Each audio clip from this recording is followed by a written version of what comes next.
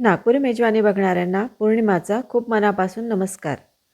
आज मी तुम्हाला घरगुती मसाले वापरून छान रेस्टॉरंटसारखी चव असलेली आलू कोबी मटरची भाजी दाखवणार आहे. खूप सोपी रेसिपी आहे. नवशिकेसुद्धा अगदी सहज करतील. चला मग सुरुवात करूया. या भाजीसाठी मी 3 मध्यम आकाराचे बटाटे छिलून घेतले आणि त्याच्या अशा मोठ्या फोडी करून घेतल्या.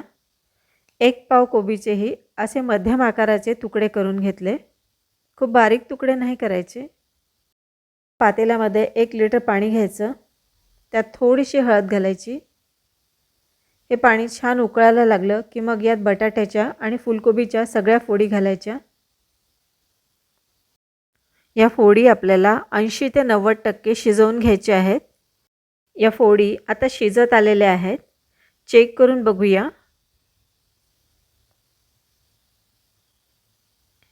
बटाटा अगदी व्यवस्थित शिजलेला आहे आणि फुलकोबीही. एका पातेल्यावर गाळणी ठेवायची आणि त्यात या फोडी काढून घ्यायच्या. म्हणजे या फोडींमधलं पाणी पूर्णपणे निघून जातं. किती छान गोल्डन कलर आलाय बघा या फोडींना. आता फोडणी करायची आहे. त्यासाठी 2 पळी एवढं तेल घेतलेलं आहे. या भाजीला तेल थोडं जास्तच लागतं. तेल गरम झाल्यावर त्यात थोडी दालचिनी घालायची, तमालपत्र घालायचं, थोडंसं जिरं घालायचं आणि थोडीशी मोहरी घालायची. जिरं मोहरी फुटायला लागली की मग यात 2 हिरव्या मिरच्या उभ्या चिरून घालायच्या. मिरच्या घातल्यावर आता यात कांद्याची पेस्ट घालायची आहे. मी 1 मीडियम साईजचा कांदा किसून घेतलेला आहे. कांदा थोडा परतून झाल्यावर यात चमचाभर आलं लसणाची पेस्ट घालायची. आता या दोन्ही पेस्ट छान परतून घ्यायचे आहे. कांद्याचा आलं लसणाचा कच्चेपणा निघून जाईपर्यंत हे परतायची आहे. आता यात 1 टीस्पून एवढा हिंग घालायचा. हिंग घातल्यावर पुन्हा एकदा छान परतून घ्यायचं.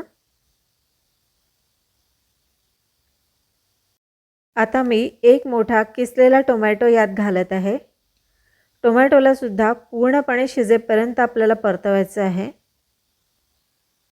आता मीठ घालायचं आहे. मीठ आपल्या चवीनुसार घालायचं. मी जवळजवळ 1 टेबलस्पून एवढं मीठ घातलेलं आहे.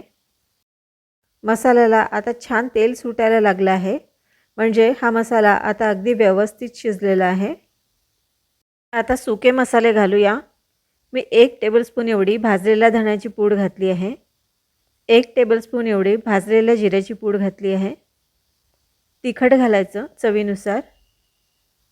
मी थोडंसं काश्मीरी लाल मिरची पावडर घालत आहे. याने भाजीला रंग छान येतो. सगळे कोरडे मसाले आता तेलावर थोडा वेळ परतून घ्यायचे. मसाला पूर्णपणे शिजला की मग त्यात मटर घालायचे. मटर आपण उकडून घेतलेले नाही आहेत, त्यामुळे ते आधी घालायचे आणि ते आपल्याला व्यवस्थित शिजवून घ्यायचे आहेत. 2 ते 3 मिनटं याला आपल्याला झाकून शिजवायचं आहे. मटर शिजायला जास्त वेळ लागत नाही. अगदी 2 ते 3 मिनटात छान शिजतात.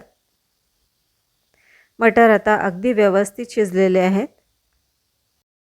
आता यात उकडलेली कोबी आणि बटाटे घालायचे आणि छान मिक्स करून घ्यायचं. थोडीशी साखर घालायची. आपण यात टोमॅटो वापरला आहे, त्यामुळे थोडीशी साखर घालायची आणि गोडा मसाला घालायचा. तुमच्याकडे गोडा मसाला नसेल तर तुम्ही यात गरम मसाला किंवा किचन किंग मसालाही घालू शकता. भाजी आता जवळजवळ रेडी झालेली आहे. यात आता थोडीशी कसुरी मेथी अगदी बारीक करून घालायची. कसुरी मेथी घातल्याने भाजीला छान रेस्टॉरंटसारखी चव येते. शेवटी यात बारीक चिरलेली हिरवीगार कोथिंबीर घालायची आणि पुन्हा एकदा छान मिक्स करायचं. गरमागरम अशी आलू कोबी मटरची सुकी भाजी आता तयार झालेली आहे. ही भाजी तुम्ही पोळीसोबत, पुरीसोबत, पराठ्यासोबत किंवा प्लेन राईससोबत सुद्धा खाऊ शकता.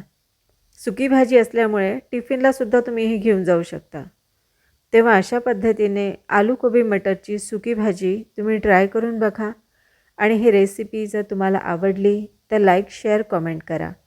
चॅनलवर जर तुम्ही नवीन असाल तर सबस्क्राईब करायला विसरू नका. पुन्हा भेटू नवीन रेसिपीसह. तोपर्यंत गुड बाय.